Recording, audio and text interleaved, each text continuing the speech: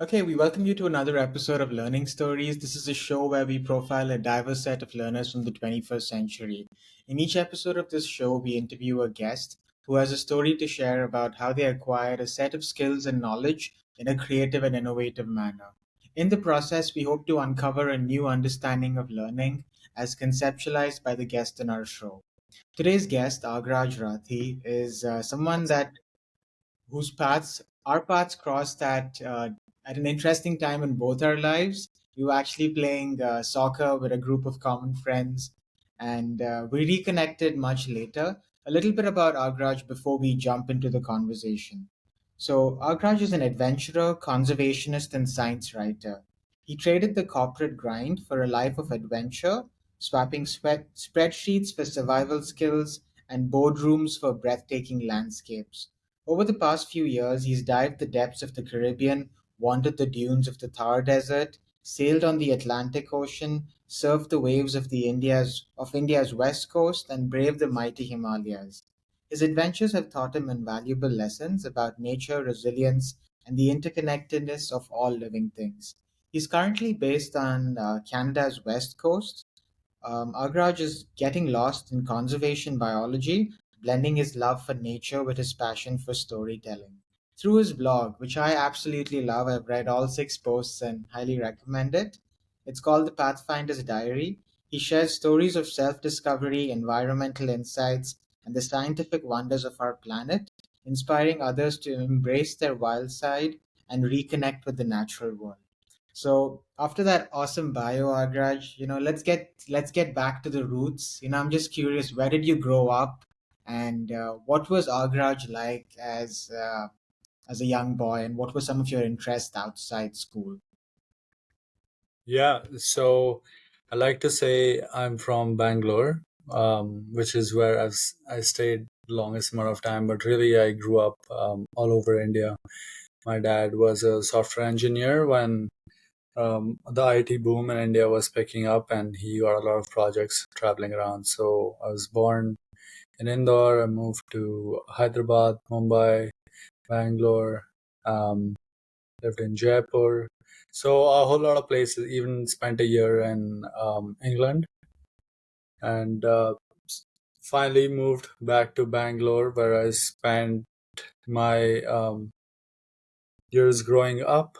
And uh, I would say that and the Western Ghats, which are right by where I live, and Kerala, were the places where I feel the most connected to, and that's how um, I grew up. So, yeah, just as per my interest as a kid, I loved uh, just being out in the nature. My family would take a lot of trips down south. We'd go through all the jungles and national reserves and forests, and I just couldn't wait to get back. So, a bit about me in a nutshell. That's awesome, Agraj. Like I know in your blog you mentioned that your parents also had a real passion for travel, and when you were young, you got to visit a lot of different places, and you moved around quite a bit too. So, could you tell me about some of these trips and some stories from these trips when you were younger? Yeah, definitely. So, I think one that really comes to mind is this one time we just drove down to Kerala and we went to uh, this place called Silent Valley.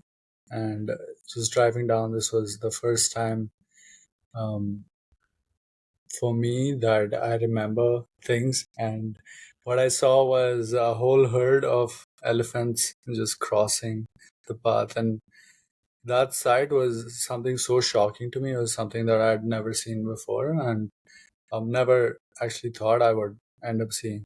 And so every time we made these trips, I would see all kinds of different animals. Obviously, we see a lot of different trees and um, even bugs. So, I saw fireflies, I saw dolphins, I've seen a leopard run by me. So all of these things growing up, they just got me so excited to explore, and especially is the thrill of the unknown. Like you don't know what's coming next, you don't know what's around here. So I just loved that experience. My parents, they love traveling to our ancestries from Rajasthan, um, the desert, and I like to think that's where I get my nomadic roots from. So, I think that's kind of what the whole like wanderer thing. And especially living in different places, I feel like borders are more of just like a concept that I don't really believe in. I think we're all like citizens of the world, really, and we should have the freedom to travel and see places like our ancestors could, and be explorers where you just were out there trying to find something. Yeah, yeah, and like I know in one of your posts, Agraj, you mentioned that like any other 17 to 18-year-old, you were grappling with career options and thinking about what to do next, and you did like a internship at a stock brokerage firm in Jaipur, and that's when you made this decision to go abroad and study. A lot of young Indians are doing that today. They're considering options outside India. So I'm curious about your experience as an international student in Canada. What were some things you learned on that journey, and how did it open up your perspective on the world? Yeah, definitely. I think just want to preface this by saying that being an international student was like the biggest lesson of my life, and I'm sure you can relate.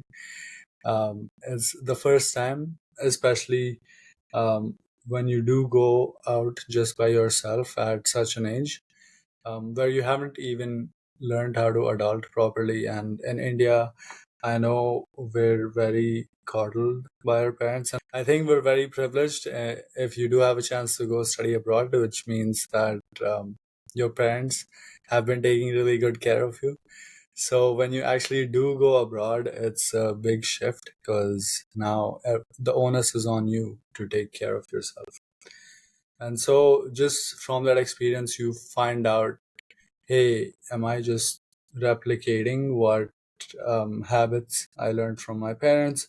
Or is there something more to me? Like, what am I and who am I? What am I here for? And as you go through, I think the Western way or just being international, it just teaches you a lot. And especially the people that you meet um, are likely to be other international students from around the world, and they bring their own perspectives. So, what it really does to you is it shows you that there's not just one way to go about solving a particular problem or doing something. You learn to see that there's many different paths that you can take. And another thing is it's just constantly being out of your comfort zone. There's a lot of things that you have to figure out yourself, and I think you always feel like you're the underdog, and sometimes that helps just uh, push you and stay out of your comfort zone. So I think as an international student, that those are the main fundamental lessons that I learned. My time though was, I think it was a very interesting time. I was putting myself through college. So I had taken a loan in India, and I just worked really hard to get scholarships each year, stayed on campus, try to get college jobs. I think at one point I was working three jobs um, just to make sure I pay for everything. Because especially as an international student, your fees is always going to be extreme. And you don't want to be a bigger burden on your parents or whoever's funding you. And you also need to know if you are taking debt, it's a big commitment. It's pretty much a risk that you're taking, and your family or your guardians are taking with you, and they're putting a lot on you. So it may be easy to just live the same kind of lifestyle you are in India, but uh, you really have to know that there's other expectations. Yeah, yeah, like I think it's hard to understand the consequences of not living up to those expectations until it actually happens, right? For I know, like sometimes when you are an international student, you've got to take up whatever job comes to you. And in your blog, you spoke about working as a server at a restaurant, working in your university's essay center. You were selling credit cards at a retail store at one point of time. So what degree did you actually do, and was that where you got your first job outside university? Right? So Yeah, so I think you really learn to be a jack of all trades, not just like in terms of your career, but also at home. You really have to learn how to cook, clean, take care of yourself, manage your household, things like that. So those really help, build you up. But in terms of my career and where I went, I studied at Western University at the Ivy Business School, and I did a business degree in um, business administration. So that school was pretty intense. I think very different from a lot of colleges you'd find in Canada. But um, I find that l- what I learned out of that was more of a way to present myself, a way to hold myself, and it was a very corporate, um, very sophisticated school, I would say. And the first job that I got out of that was also in business, and the first few jobs I did especially. So there were a lot of tying tech, sales, marketing, and just human psychology, which were the things that I find really interesting, and just understanding how the human mind works and what makes us do the things that we do. So that's what I focus my studies on, and as a result, I got a job in a field. My first job was selling software to municipalities, and so that's where I learned how the Canadian government runs, and how cities and towns here are so organized, and how things are planned out so efficiently. Um, so that was a very great insight for me, because I really wanted to do something that gave back and actually had an impact. And just learning about that, about public service, about how we can help taxpayers save the most or get the most out of their money, was something I found really fascinating. Moving on, since then, I've found out that, like you, I have a lot more creative um, tendencies than I had thought before. And but I was just like always so scared to explore those. And also because the reality is, being an international student, you're out here trying to secure a home, secure a place to stay, and of course have a good return on your investment that you've made in yourself. So there's a lot of factors weighing in, and that adds a lot of stress to what you want to do. So sometimes you're not at the liberty to choose what you want to do, and um, you just have to make ends meet. But as you gain your bearings, as you understand yourself more, and you figure out more about the path that you're taking, I think it just becomes easier to realize that, hey, this is the path I want to take, this is how I'm going to work to this goal, and things just slowly become possible. yeah, and like I think like even your blog, it's called the Pathfinder's Diary, and I think like a lot of young people feel and believe, that sometimes you choose a career and you've got to stay in it for the rest of your life. And looking at your story, I realized that you can go through so many different challenges, whether it's transitioning from an international student to a resident, like figuring out how you can repay your college debt, but you were still brave enough to make that transition when you thought it was right for you, right? So after doing graduating from one of Canada's best business schools, working in the corporate world for 3 to 4 years, you made this transition to take up a course in the on the western coast of Canada, where you are studying conservation and trying to understand the environment better. So what motivated that decision? I know, you spoke about your experience in the pandemic and some trips that you took home in those last few years that really shaped your perspective. And I'd love to hear about this trip you took with your friends to the Himalayas and some of the things you realized when you were sitting with the mountains up in the hills. And how did that change your outlook on your career and purpose over here? Yeah, so I think during COVID, like a lot of us, I was really burnt out. Um, because I was just staying in my room the whole time. And I know, like, we're on this call, so we're definitely extroverts. So I just think being a person like that and just being stuck inside with no one to talk to, especially as an international student, where your whole family is away from you, your loved ones are in another country, and you don't know what's going to happen, and just being isolated by yourself, even though you'd want to hang out with people, make friends, there's just no opportunity to do so. So slowly you just start going a little stir crazy, just staying at home, and you start contemplating what really matters to you in your life. And so for me, there was a breaking point when I did secure my Canadian permanent residency. And at that point, I had been grinding for a few years, about, like, yeah, as you said, 3 to 4 years. And I had paid off my student debt. And so I finally felt like the shackles were off. And I had a good hard think about what what kind of person I want to be and what kind of things that I want to do.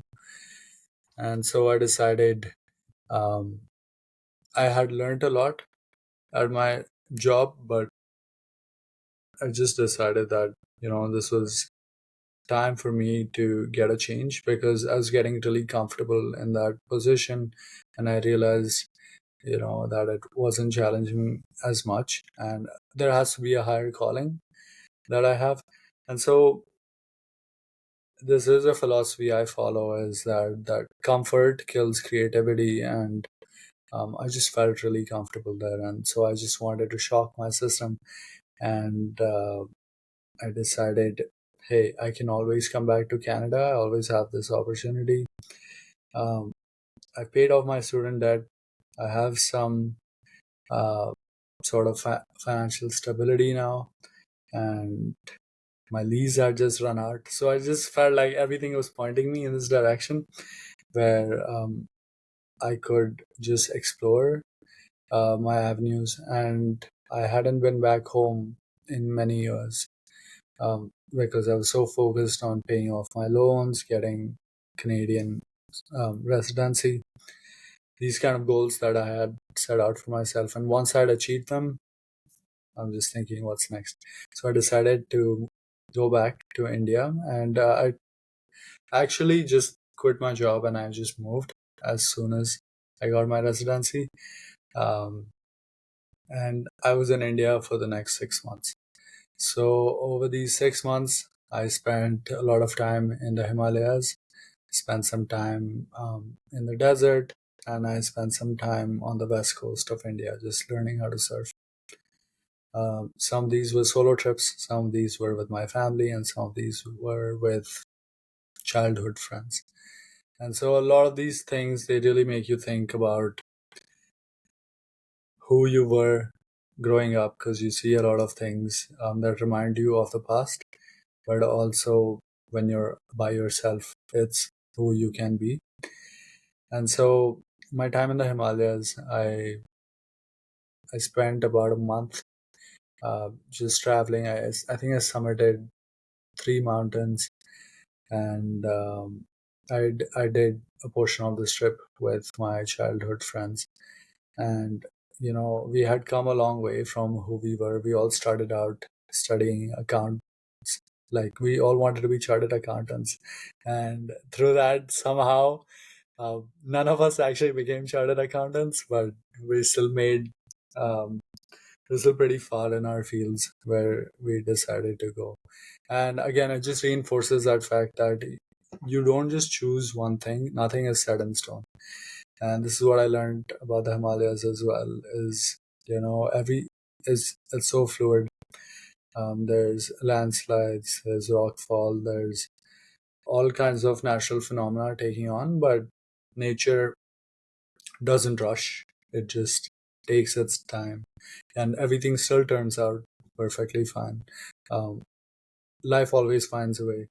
Even and now, as I'm learning more about conservation biology, like I've been analyzing soils and plant behavior, plant species, these kind of things. And I was just looking back. I was just thinking about the Himalayas and how the soil up in the mountains is actually very nutrient poor, but somehow there's still like trees and grass, and it's just lush and it's growing. Like somehow life just finds a way. There's over 15,000 species just in the Himalayas.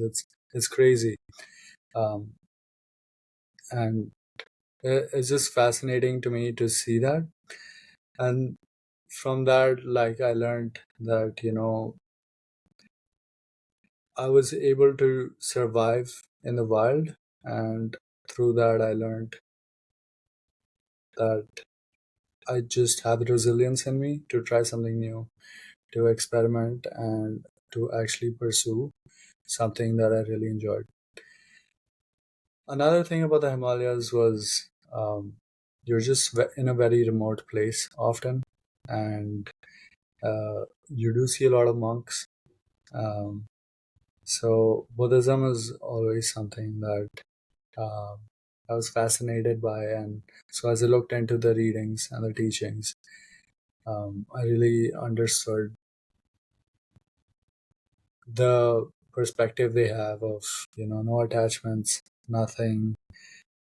How can you be satisfied when you actually have nothing? And it just makes you realize that as long as you're self-sufficient, as long as you have yourself and you know that you're going to be okay, nothing can really stop you. So uh, what is your higher purpose? What are you here for? uh, Try to work towards that, and on the journey you'll learn. Yeah, and like the course that you're doing now, Agraj, like what for someone that's interested in conservation and is based in that part of the world, like what are some of the things you learn in this course, and what kind of jobs can you pursue, or like how can you make a career out of conservation and your passion for the environment in general? Yeah, I think if you're in it for the money, this is definitely not the right program to be in. You can spend years studying biology, conservation science, ecological restoration, all these things, but you won't make that much money. It's more for kind of people who value the outdoors, who um, understand that everything in nature is interconnected, and that nothing can function without another. And so what I am learning in this course right now, I've just started some um, courses, as I was mentioning, on soil, on earth science, on hydrology, just the processes of the earth, how the earth functions, and uh, what are the key things to look for when you're assessing if a location is healthy or suffering. And so I've also been looking at trees, and making maps, taking measurements of natural resources. So, you know, calculating what's the volume of a tree, or perhaps how many fish are there in this pond, or how many deer can be sustained by this forest. And so you just learn the limits of the resources and how you can better be a steward. And the purpose for me to take this course really was that I do already have a background in writing and just storytelling. And I what I found was, there wasn't as much of a representation of people like us in this field. And I know India has some of the most diverse forests. It has so much going. It's one of the ecological hotspots of the world.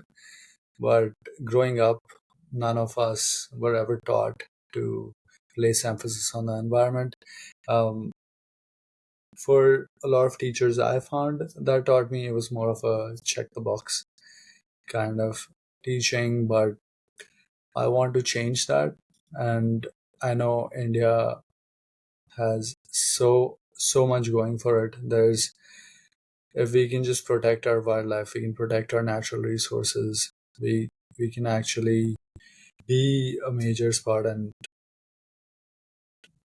just the nature itself adds so much more than just monetary value. It really makes you feel alive when you're outside.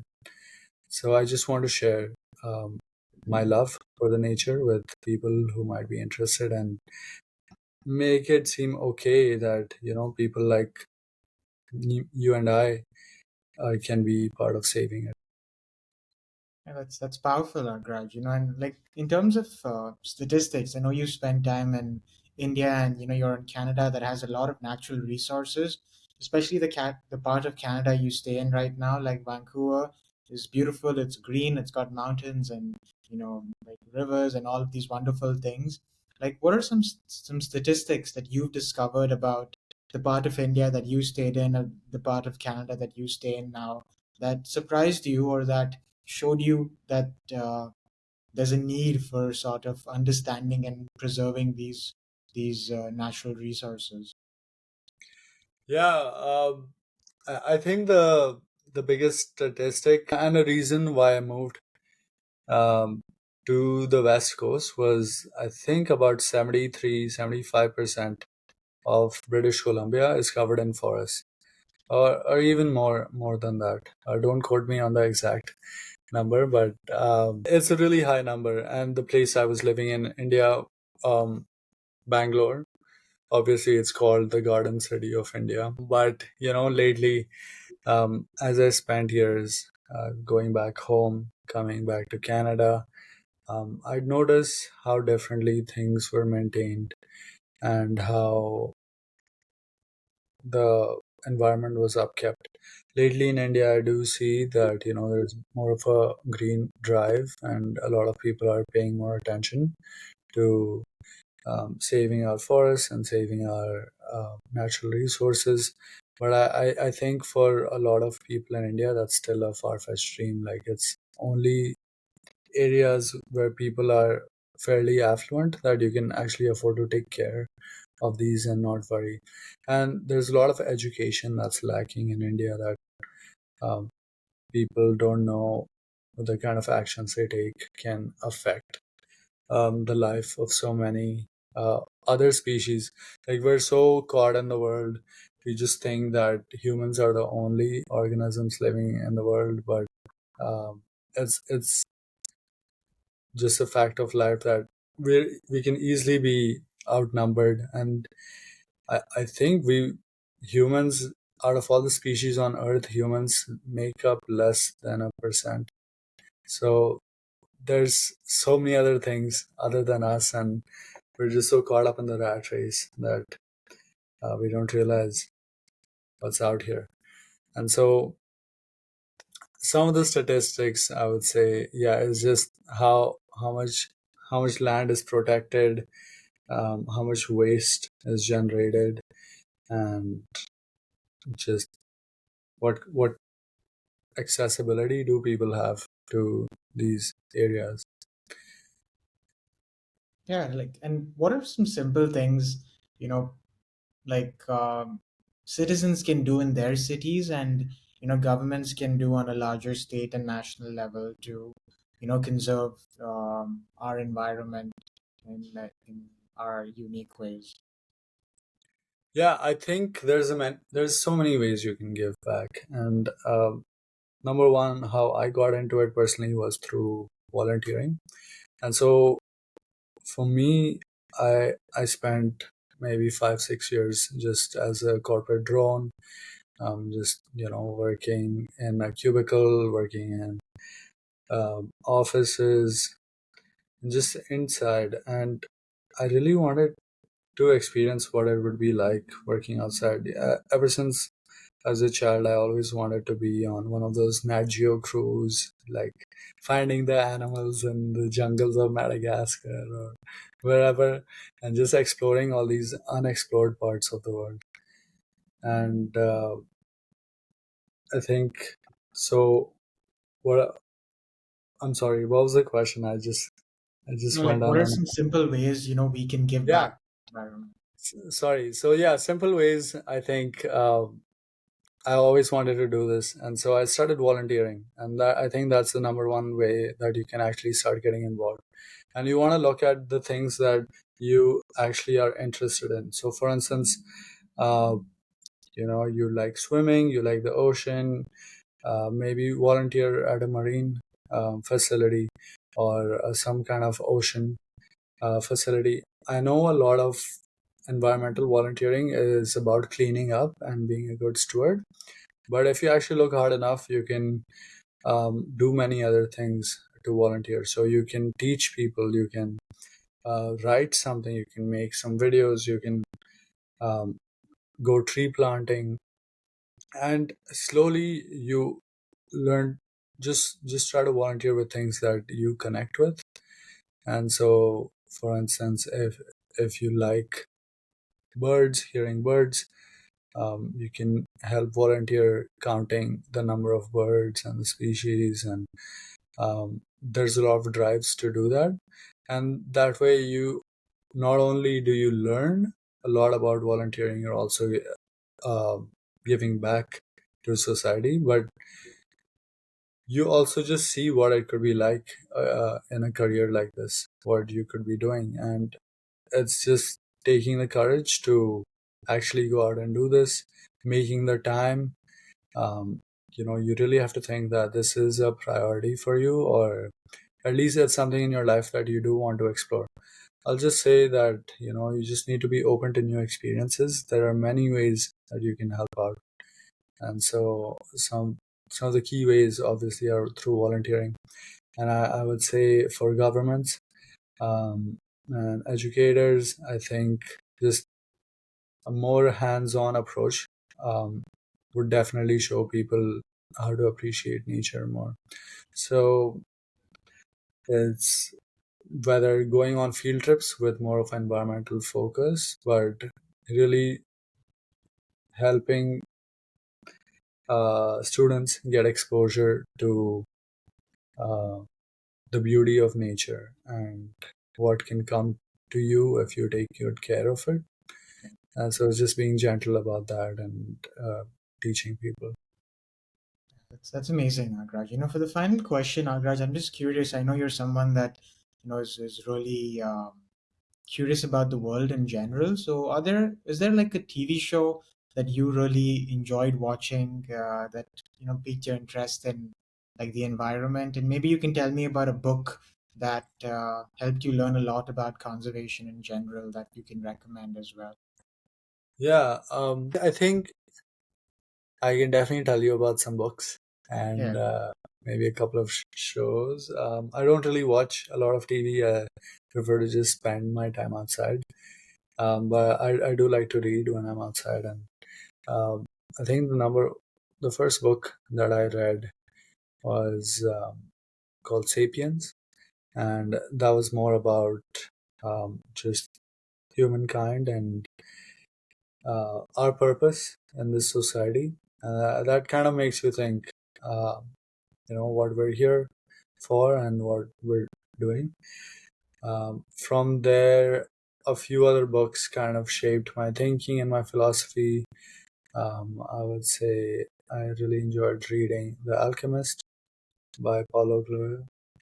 Now, not specific to conservation itself, but it really like helped me understand that it is possible to do what you put your mind to.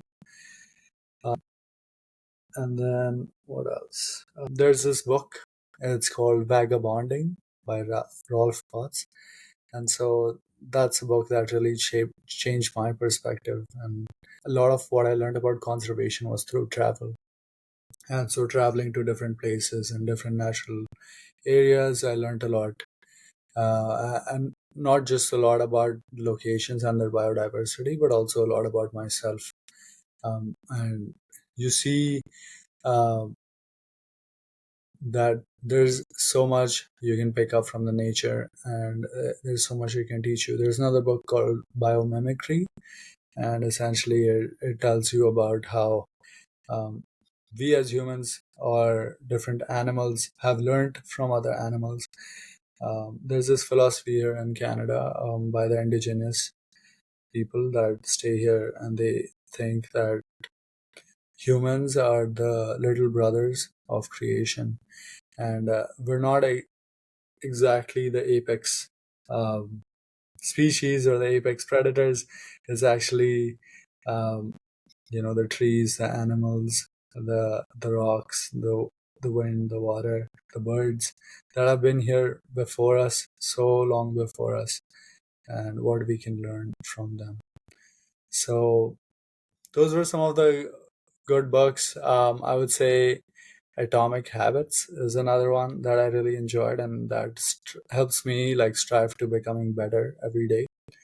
And I know I just do a little bit every day. I'll definitely work towards the goals that I have. Um, and I think the very first book that I read was I just walked into a used bookshop and I saw this book on conservational biology, and I don't know why. I just picked it up, and it was a textbook for some college released in the 1970s, but it was just so fascinating to read that, and that really sparked a conversation in my head about conservation. Amazing, Raj. I think this is just the start of your journey, and there's so many other stories that I know that you will experience and come to share in the time to come.